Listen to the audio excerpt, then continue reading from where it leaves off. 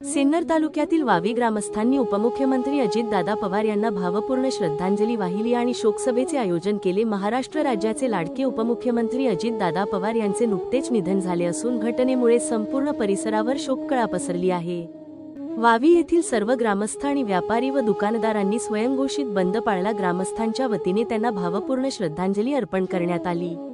आज सकाळी वावी येथे सर्व ग्रामस्थ एकत्र जमले होते। हे नुकसान कधीही भरून न निघणारे आहे, अशा शब्दांत गावातील ज्येष्ठ नागरिकांनी आपल्या भावना व्यक्त केल्या। यावेळी गावातील तरुण मंडळी आणि प्रतिष्ठित नागरिक मोठ्या संख्येने उपस्थित होते।